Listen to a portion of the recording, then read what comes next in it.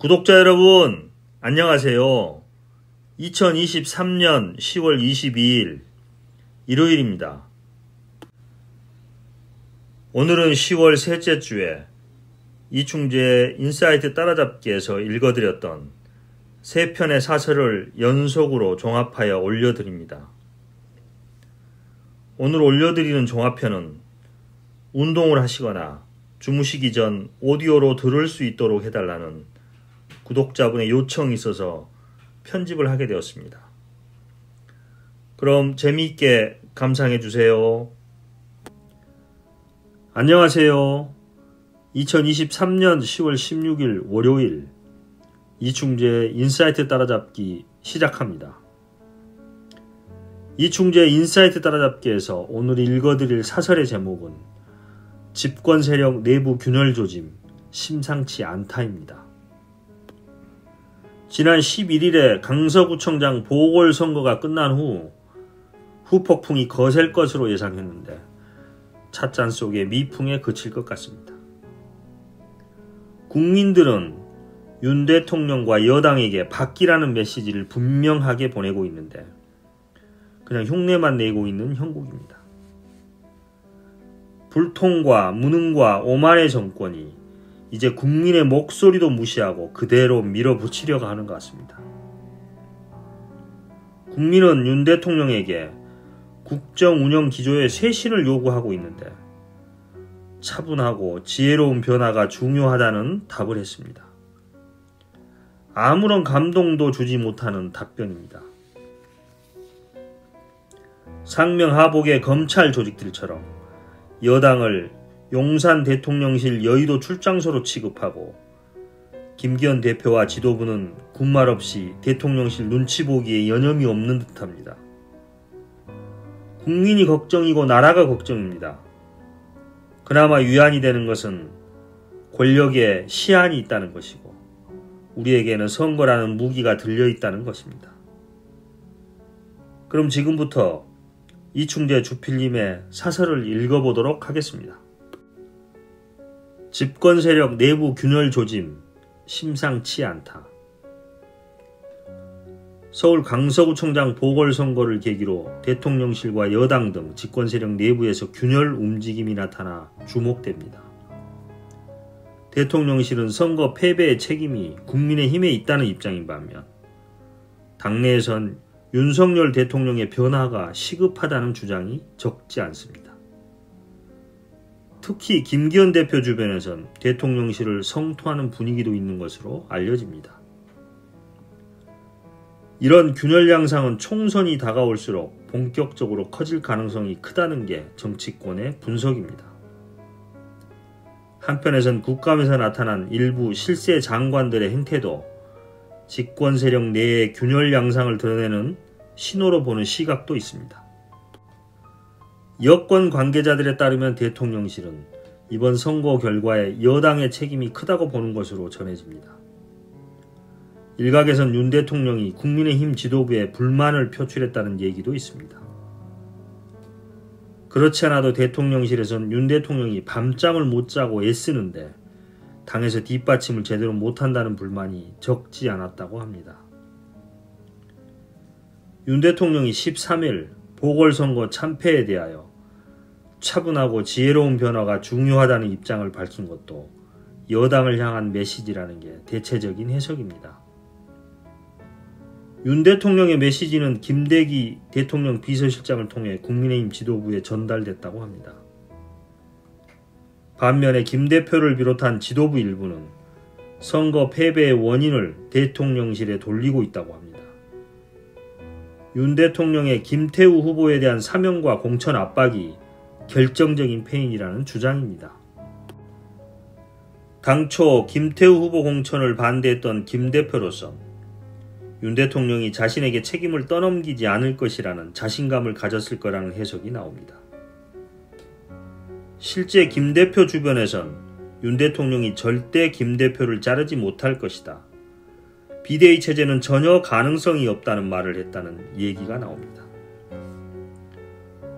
이런 상황에서 국민의힘 임명직 당직자 전원이 14일 총사퇴한 것은 대통령실과 여당 지도부가 접점을 찾은 것으로 보입니다. 보궐선거 참패의 책임을 김 대표가 임명한 당직자들이 지는 대신 김 대표와 윤재옥 원내대표 선출직 최고위원단은 살아남은 셈입니다. 15일 의원총회에서도 김기현 대표 체제 유지에 의견을 모았습니다. 당초 김 대표는 임명직 당직자 일괄 사퇴에 반대 입장을 보였지만 당이 일정 부분 책임질 것을 요구하는 대통령실의 압력을 수용한 것으로 보입니다. 윤 대통령이 신임하는 이철규 사무총장이 당직자 총사퇴에 물꼬를 텄다는 점이 이를 보여줍니다. 여권 안팎에선 총선이 다가올수록 대통령실과 여당의 갈등 양상은 커질 거란 전망이 많습니다. 특히 공천의 주도권을 둘러싸고 대통령실의 입김이 강해질 가능성이 큽니다. 이와 관련해 총선을 앞두고 윤 대통령과 친분이 두터운 김한길 국민통합위원장의 역할을 주목하는 사람이 적지 않습니다. 윤 대통령이 보궐선거 직후 김 위원장과 독대해 의견을 나눴다는 소문도 돕니다. 김 위원장에 대한 역할이 커질 경우 김 대표를 비롯해 당 내부의 반발 움직임이 거세질 가능성을 배제할 수 없습니다. 여권 일각에선 최근 국정감사에서 한동훈 법무부 장관과 원희룡 국토교통부 장관의 답변 태도를 주목하는 시각도 있습니다. 한 장관은 야당 의원들의 인사검증 실패 추궁에 법무부는 단순히 실무 작업만 할 뿐 판단은 대통령실에서 한다는 취지로 책임을 떠넘겼습니다. 지난 8월에 기업인 사면에 대한 비판에는 제 생각은 다르나 사면권은 대통령의 권한이라고 했습니다. 대놓고 윤 대통령과 대통령실로 공을 넘긴 셈입니다. 원 장관도 국토교통부 국감에서 서울 양평고속도로 경제성 평가 보고서에 대해 전문가에게 물어보라고 공을 넘겼습니다.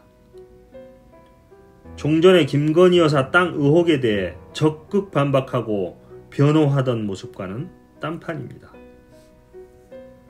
집권 세력 내에서 벌어지는 이런 일련의 장면을 두고 정치권에선 권력의 분화가 시작됐다는 관측이 나옵니다. 견고하고 일사불란하던 결속이 조금씩 이완되는 신호라는 얘기입니다. 윤 대통령의 권력이 약화되는 조짐을 보이자 여당에서도 균열이 생기고 실세 장관들도 재앞가림을 하려는 거 아니냐는 겁니다.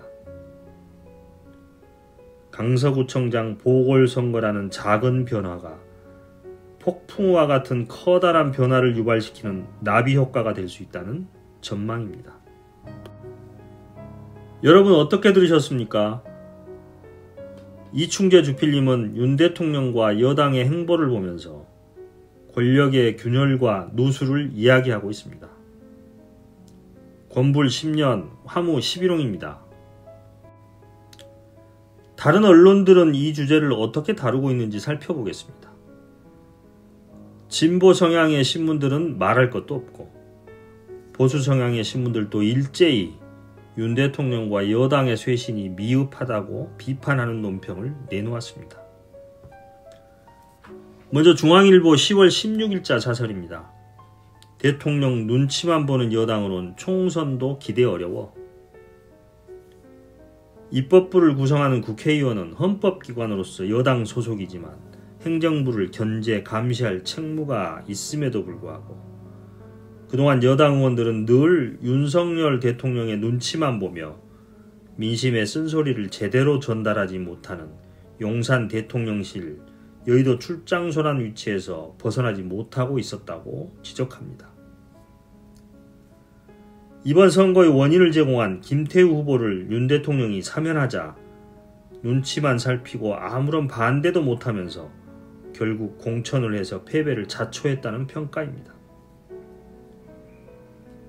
이러한 여당의 행태가 바뀌지 않으면 내년 총선 역시 기대하기 힘들 것이고 자기보신과 공천 낙점에만 매몰돼 시간을 보내게 된다면 강서구의 악몽이 재현될 것이라고 비판하고 있습니다.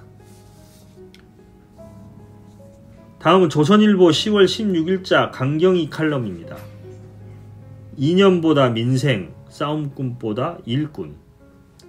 윤 대통령은 국회에서 개혁 입법이 봉쇄된 상황에서 전임 정부보다 월등하게 유능한 드림팀 인선으로 국민을 안심시키고 개혁 의지를 보여주었어야 하는데 지난 18개월 동안 포용적 인사, 참신한 인사의 메시지를 보여주지 못하고 재탕 인사들, 측근 위주의 편중 인사, 최근에는 싸움꾼들을 이념전선에 전면 배치하는 인사를 하여 실망을 주고 있음을 지적하고 있습니다. 이제 윤 대통령에게 남은 시간은 6개월이며 달라진 모습으로 지지 기반을 넓혀 총선에서 승리하라는 주문을 하고 있습니다. 다음은 동아일보 10월 16일자 사설입니다. 여 등 떠밀려 쇄신. 진짜 문제 외면하고 신용 굳혀선 안된다. 임명직 당직자 일괄 사퇴는 보선 참패에 따른 지도부 전면 쇄신을 피하기 위해 고심 끝에 내놓은 수습책이지만 이것으로 지도부 책임론을 잠재울 수 있을지는 미지수라고 합니다. 김기현 대표 체제를 유지하고 비대위의 전환을 막겠다는 몸부림으로 보인다는 지적입니다. 이는 또한 책임지는 사람이 없다는 여론에 떠밀려 내놓은 미봉책이며 쇄신, 신용내기라는 비판입니다. 사실 이번 보선 참패의 가장 큰 책임은 윤 대통령의 일방적 국정 운영이지만 그에 못지않게 여당의 책임도 있다고 지적하고 있으며 쇄신에는 커다란 희생과 진통이 따르는 법이기에 근본적 체질 개선 없이 6개월을 보낸다면 더욱 뼈아픈 결과에 직면해야 할 것이라고 전망하고 있습니다. 다음 한국일보 사설입니다. 당대표 놔둔 채 친윤 꼬리 자르기로 민심 수습되겠나? 윤 대통령의 의중을 반영하여 김기현 대표 체제를 유지하면서 이 위기를 극복하는 데는 한계가 분명하다는 지적입니다. 윤 대통령이 말한 선거 결과에서 교훈을 찾아 차분하고 지혜롭게 변화를 추진하자는 말뿐인 변화와 쇄신을 믿을 국민이 없다는 지적이며 국민의 눈높이에도 맞지 않는 이 정도의 수습 방안을 계속 고집한다면 내년 총선에서도 이번 보선과 비슷한 성적표를 받을 것이라고 전망하고 있습니다. 오늘은 이렇게 주로 보수 성향의 언론사들의 관련 있는 기사를 살펴보았습니다. 그러면 오늘은 여기까지 하고 마치겠습니다. 안녕하세요. 2023년 10월 18일 수요일 이충재 인사이트 따라잡기 시작합니다. 이충재 인사이트 따라잡기에서 오늘 읽어드릴 사설의 제목은 검찰의 끝없는 이재명 수사 득일까 독일까입니다. 어제 검찰청을 상대로 진행한 국회 법사위 국정감사에서 이재명 대표를 겨냥한 표적수사, 인디언 기우제식 수사를 두고 야당 의원들의 강한 지적과 비판이 있었다고 합니다. 지금으로부터 7년 전인 2016년 박근혜 최순실 국정농단 사건 특검팀장으로 합류한 검사 윤석열은 검사가 수사권 가지고 보복하면 그게 깡패지 검사입니까? 이런 말로 일약 스타가 되었고 급기야 대통령까지 됐습니다. 지난 20대 대통령 선거에서 0.73% 차이로 패한 현직 야당 대표를 1년 6개월 동안 이렇게 지속적이고 전방위적으로 수사하고 있는 검사 출신 윤석열 대통령이 하고 있는 이 행태도 정상적이지만은 않은 것 같습니다. 서울중앙지검, 수원지검, 성남지청의 특수통검사 50명 이상이 전방위적으로 수사를 하고 있으며 압수수색을 무려 376회나 했다고 합니다. 대장동 의혹을 시작으로 성남FC, 백현동 의혹, 쌍방울 대북 송금 의혹 등의 사건을 1년 6개월 동안 먼지털이식으로 이렇게 탈탈 털고 있는데도 이렇다 할 증거도 제대로 못 찾고 있으며 구속도 못 시키고 있는 걸 보면 명백한 죄는 없는 거 아닌가 하는 합리적 의심을 하게 됩니다. 이 와중에 또 이재명 전담 수사팀을 수원지검에 새로 꾸렸다는 뉴스를 듣게 되니 참으로 황당할 따름입니다.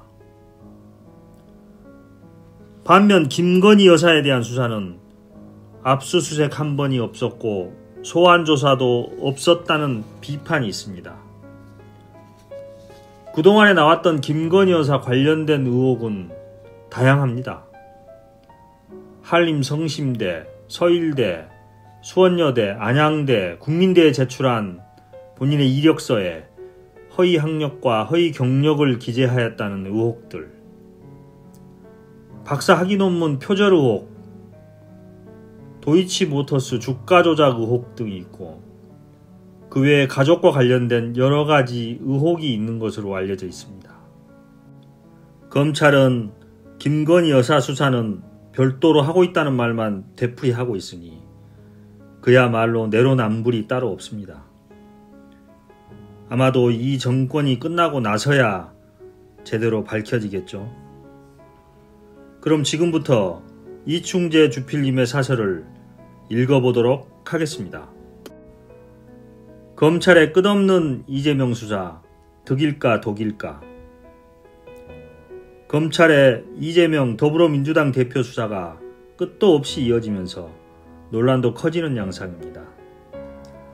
검찰은 이 대표 구속영장 기각 후 이딴 쪼개기 기소에다 추가 수사를 예고했습니다.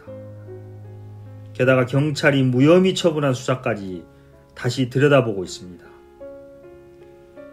정치권에선 검찰이 나머지 수사 결과를 모아 정기국회가 끝나는 12월에 또다시 이 대표 구속영장을 청구할 가능성이 있다는 관측이 나옵니다. 하지만 총선을 겨냥한 검찰의 의도적 수사가 역풍으로 작용할 수 있다는 분석도 적지 않습니다.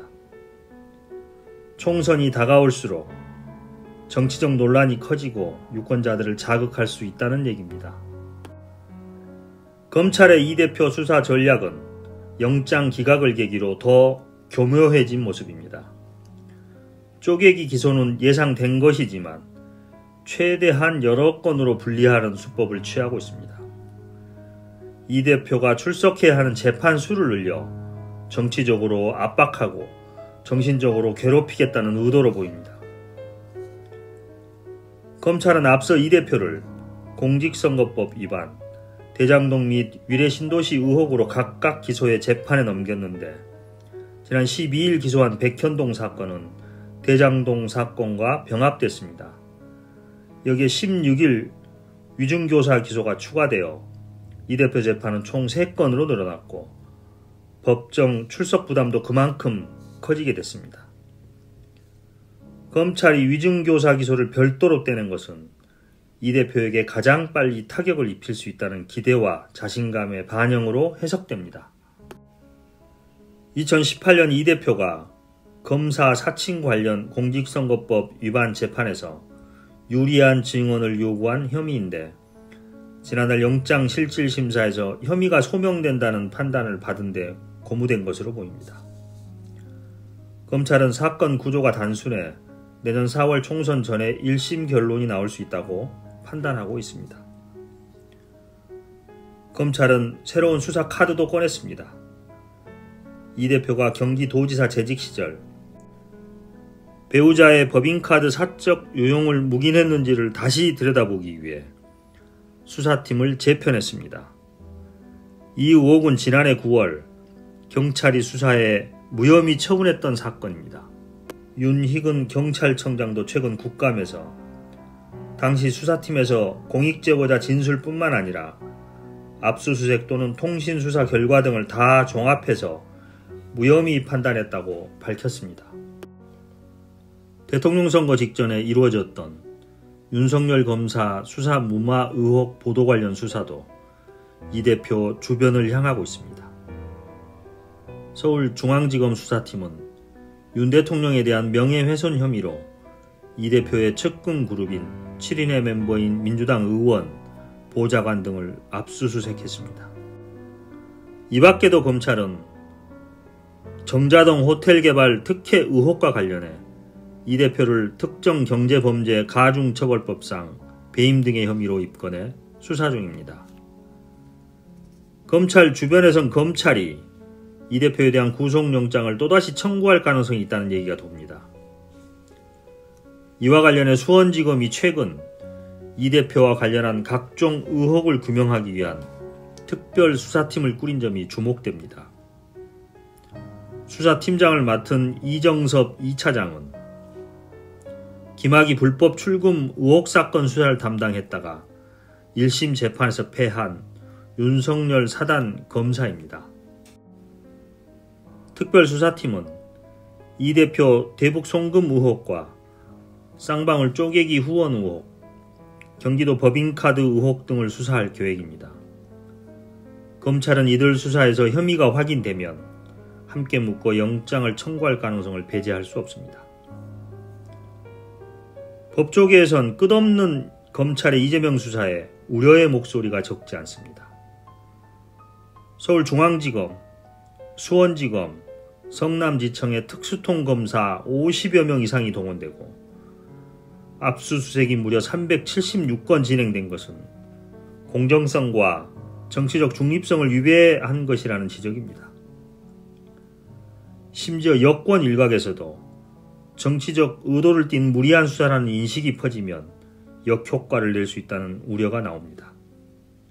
여론조사에서도 이 대표 구속영장 기각 후 검찰 수사에 대한 비판 기류가 커지고 있는 것으로 나타나고 있습니다. 여러분 어떻게 들으셨습니까?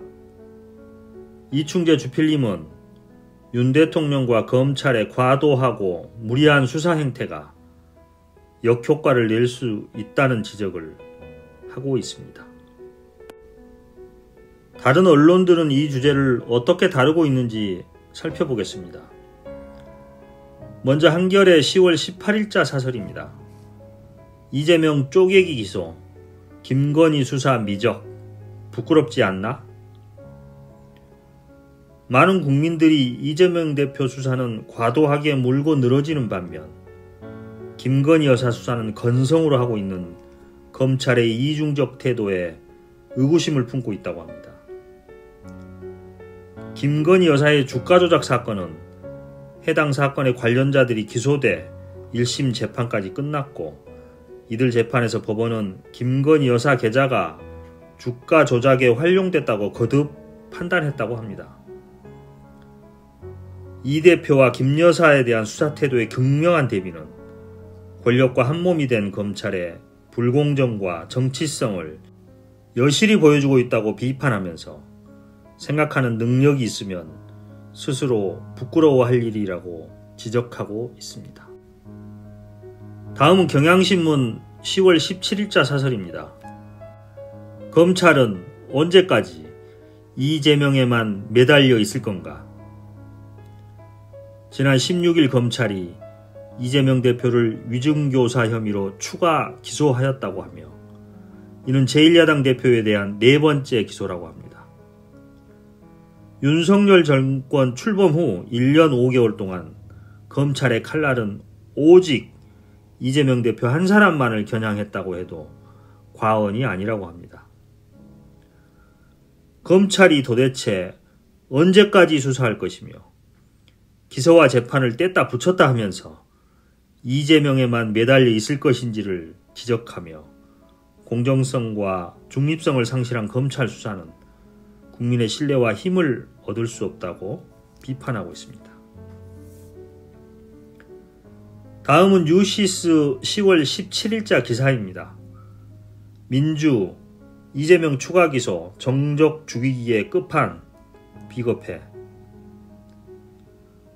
민주당 권칠승 수석대변인의 기자회견을 빌어 정치검찰이 이재명 대표를 기소한 지 나흘 만에 또 추가 기소를 했다며 이렇게 만사 제쳐두고 정적 죽이기에 올인한 대통령은 이제껏 없었다고 강조했다고 합니다.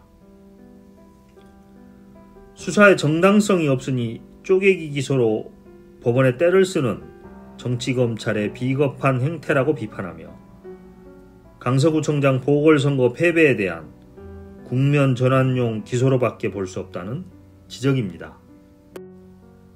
오늘은 이렇게 세계 언론사에 관련 있는 기사를 살펴보았습니다.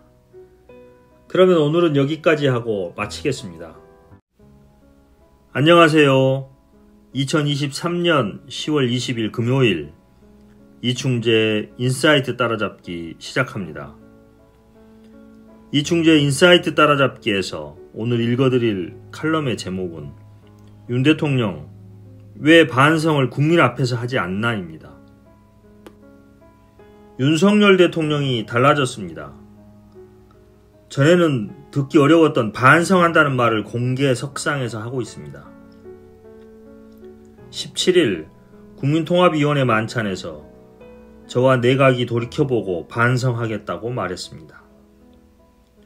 18일에는 대통령실 참모진에게 국민은 늘 무조건 옳다라고 했다고 합니다.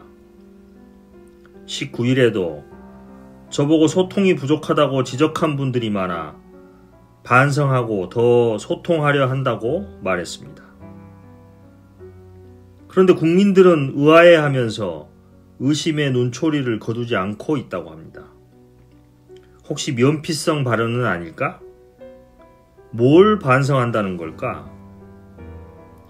지난 1년 6개월 동안에 윤 대통령의 독불장군식 국정운영 행태를 보아왔기 때문입니다. 윤석열 대통령의 반성한다는 말이 거짓이 아니라면 말만 하지 말고 행동으로 보여줘야 합니다. 가장 먼저 국민 앞에 서서 반성한다고 말해야 합니다. 대변인의 입이 아닌 대통령의 입으로 국민들 앞에서 직접 약속해야 합니다. 다음은 당장 야당과 대화해야 합니다. 거대 야당의 협조 없이 할 수 있는 일은 이념 논쟁밖에 없습니다. 가장 시급하고 중요한 일은 양평고속도로 노선 변경 백지화를 선언해야 합니다. 처갓집 식구들에게 엄청난 이익이 돌아가는 사업을 추진하는 것은 누가 봐도 부당한 일이기 때문입니다. 이외에도 반성할 일이 여러 가지가 있지만 국민들에게 거짓말쟁이라는 말을 듣지 않기 위해서는 가장 우선적으로 해야 할 일들이라고 생각합니다. 이런 조치들이 앞으로 1, 2주일 내에 일어나지 않는다면 국민들은 이제 더는 윤석열 대통령을 신뢰하지 않게 될 것입니다. 그럼 지금부터 이충재 주필님의 칼럼을 읽어보도록 하겠습니다. 윤 대통령, 왜 반성을 국민 앞에서 하지 않나? 강서구청장 보궐선거 여당 참패 후 국민의 관심은 윤석열 대통령이 변할 것인가에 집중돼 있다. 어떤 변명으로도 이번 선거에 가장 큰 책임이 윤 대통령에게 있다는 사실은 달라지지 않았기 때문이다. 집권 후 윤 대통령 감싸기에 급급했던 보수 진영에서조차 대통령이 달라지라고 하는 마당이다. 이쯤 되면 윤 대통령도 더 이상 자신의 소신을 고집하기는 어려울 것이다. 윤 대통령은 19일 참모회의에서 나부터 어려운 국민들의 민생 현장을 더 파고들겠다며 책상에 앉아있지 말고 살아있는 생생한 목소리를 직접 들으라고 말했다고 한다. 전날에는 국민은 늘 무조건 옳다. 어떠한 비판에도 변명을 해서는 안 된다고 했다. 선거 다음 날만 해도 차분하고 지혜로운 변화를 여당에 주문했던 것과는 달라진 모습이다. 시간이 지날수록 자성의 강도가 높아진 걸 보면 민심의 이반이 심상치 않음을 뒤늦게 깨달은 게 아닌가 싶다. 모처럼 대통령이 몸을 낮추는 모양새를 보인 것은 긍정적이지만 낙관하기는 이르다. 말이 달라졌다고 해서 그 사람이 바뀔 거라고 단정하기는 어렵다. 중요한 것은 정책과 기조의 변화인데 아직은 손에 잡히는 게 없다. 국민의힘에서 나온 변화는 당대표를 살리는 대가로 임명직 당직자들을 쳐낸 것이다. 새로 된 사람들은 그나물의 그 밥이다. 대통령실에선 윤 대통령이 참모회의를 처음으로 야외에서 했다고 보도자료가 나왔다. 새로운 방식, 새로운 접근법으로 소통하겠다는 의지의 표현이라고 했지만 꿈보다 해몽이다. 윤 대통령이 국정 운영의 잘못을 인정했으면 가장 먼저 달라져야 할 게 인사다. 유독 내 편 내 사람을 고집한 터라 조금만 신경 쓰면 얼마든지 변화를 체감할 수 있을 것이다. 그런데도 윤 대통령은 차기 헌법재판소장 후보자로 보란듯이 친구를 지명했다. 아무리 마음에 드는 인물이라도 대학 동기 동창이라면 남의 시선이 꺼려져 발탁하지 않는 게 상식이다. 그 며칠 전에는 윤 대통령이 검찰총장 시절 친분 있는 인사를 KBS 사장 후보로 제가했다. 중립성과 공정성이라고는 안중에도 없는 처사다. 이러니 반성과 성찰을 믿을 국민이 얼마나 되겠는가. 대통령실에선 윤 대통령의 변화의 열쇠말을 소통이라고 강조하고 있다. 그러나 그 소통에 야당과의 소통은 빠져있다. 아직도 윤 대통령은 제1야당 대표인 이재명을 만날 생각이 없어 보인다.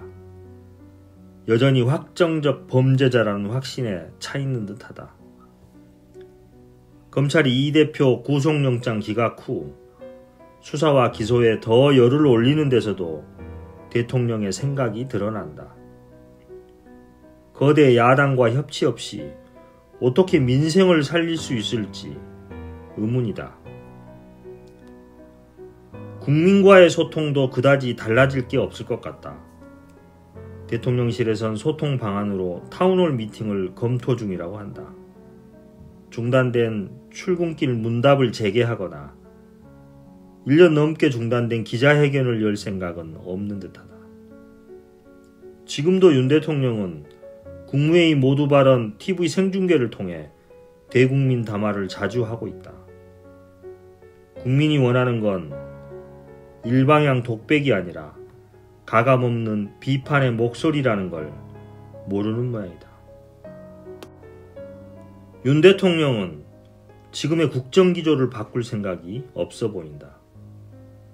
국정 운영의 방향은 오르나 밀어붙이는 듯한 태도나 언행만 조심하면 된다는 게 대통령실의 판단이라는 얘기도 들린다. 일은 잘하는데 국민에게 전달이 잘 안 된다는 문제의식을 갖고 있다는 것이다. 실제로 현 상황을 그렇게 안이하게 인식한다면 큰 착각이 아닐 수 없다. 국민이 원하는 건 보다 근본적인 것이다.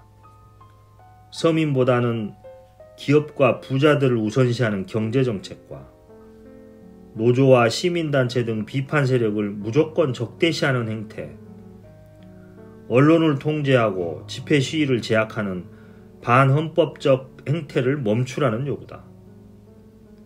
외교 안보와 대북 관계에 있어 보다 신중하고 주도 면밀한 전략이 필요하다는 주장도 적지 않다. 윤 대통령이 진정 자성과 성찰을 하고 있다면 당당히 국민 앞에서 해야 한다. 책임은 있는 사람에게 딱딱 물어야 한다고 말했듯이 참모의 입을 통하지 않고 윤 대통령이 직접 국민에게 밝혀야 한다. 무엇이 잘못됐는지, 앞으로 어떻게 바뀔 것인지를 소상히 설명해야 국민에게 신뢰를 줄 수 있다. 사과와 반성까지 남의 뒤에 숨는 것은 대통령답지 않다. 여러분 어떻게 들으셨습니까? 이충재 주필님은 가장 먼저 달라져야 할 것을 인사라고 얘기하고 있습니다. 그 다음으로 국민과의 소통, 야당과의 소통을 주문하고 있었습니다. 다른 언론들은 이 주제를 어떻게 다루고 있는지 살펴보겠습니다. 먼저 한겨레 10월 20일자 사설입니다. 말로만 반성 말고 야당 대표 만나고 기자회견해야. 강서구청장 보궐선거 참패 이후 윤석열 대통령이 처음으로 반성을 언급했지만 말 외에 행동이 보이지 않는다고 지적하고 있습니다. 그 근거로 여당은 친윤 돌려막기로 지도부 개편을 마무리했고 선거 참패 직후인 18일 대학 친구인 이종석 헌법재판관을 헌재 소장으로 지명했음을 지적하고 있습니다. 윤 대통령이 진정 민생과 소통을 중시한다면 이재명 대표와 만나 협조를 구하고 기자회견을 열어 국민께 직접 설명하고 질문받는 대통령의 모습을 보여주는 것이 진정으로 반성하는 자세임을 주문하고 있습니다. 다음 경향신문 10월 20일자 사설입니다. 국민이 옳다는 윤 대통령, 뭘 어떻게 바꿀지 직접 밝히라. 윤 대통령이 연일 국민이 옳고 국민의 삶을 살펴야 한다고 하는데 왜 국민이 옳았고 무엇이 어떻게 달라지는 것인지 윤 대통령이 국민 앞에 직접 설명해야 한다고 주문하고 있습니다. 그렇게 하지 않으면 윤 대통령의 국민이 옳다는 말은 위기 모면에 급급한 유체이탈 화법이자 국민을 우롱하는 처사가 될 것이라고 지적하고 있습니다. 다음은 조선일보 10월 19일자 사설입니다. 윤 대통령, 국민이 늘 옳다. 인사도 그렇게 하고 있나? 국민은 대통령과 여당이 변하는지를 국정 스타일과 인사를 통해 평가하고 있다고 하며 여당 지도부 개편을 비판하면서 결국 사람이 없는 것이 아니라 내 편, 우리 편이 없는 것일 가능성이 높다는 지적을 하고 있습니다. 달라진 모습을 보여줘야 국민이 믿을 것이라고 주문하고 있습니다. 오늘은 이렇게 세계 언론사에 관련 있는 기사를 살펴보았습니다. 그러면 오늘은 여기까지 하고 마치겠습니다.